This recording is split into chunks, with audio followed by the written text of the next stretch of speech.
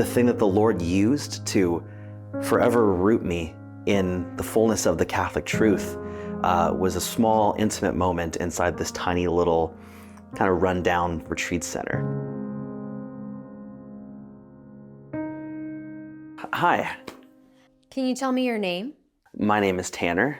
Can you tell me your rescue story?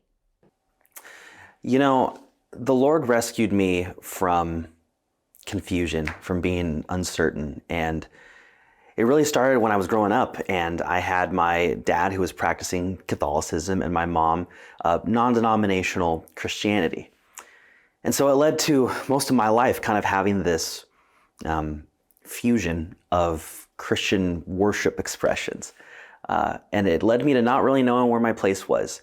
I didn't always feel super at home in the Protestant church, and I didn't really feel at home for a long time in the Catholic church. I felt, this worship feels rigid and it feels cold and just like empty ritual, empty motions. And I kind of had that attitude up until my confirmation retreat. Because you see, up until that point, I was frustrated with certain things about Catholicism, and I was drawn towards the big in the evangelical megachurch. I was drawn to the big bands and the showy lights and the screens. And it was funny that was what was pulling me away from Catholicism. But the thing that the Lord used to forever root me in the fullness of the Catholic truth was a small, intimate moment inside this tiny little kind of rundown retreat center.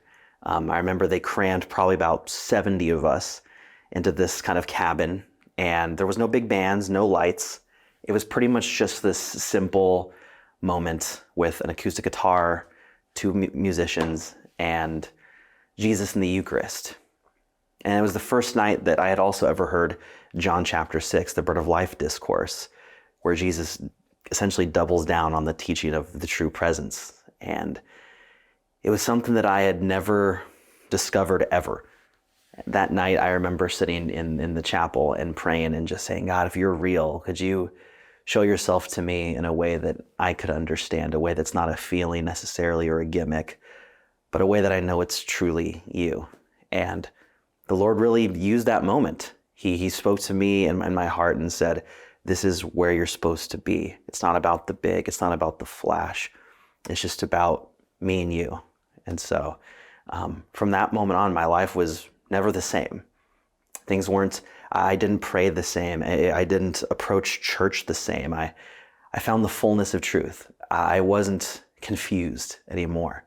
And it led to a certainty and a clarity that I have never encountered before. The Lord rescued me from uncertainty, and He continues to do so every day. What would you say to somebody who doesn't necessarily feel like they've been rescued?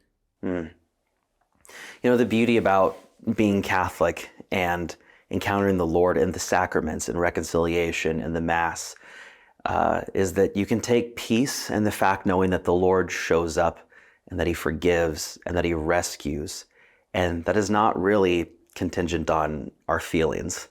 There's been so many times where I have felt, gosh, I let the Lord down again, or I fell back into this habit, or I did this, that, or the other. I disappointed Him yet again. And despite that feeling, I know that anytime I walk into that confessional or anytime I'm in Mass and I hear the words, I absolve you, doesn't matter how I feel about it. It doesn't matter how unworthy I feel about that, or what's the point? There's a chance I mess up again.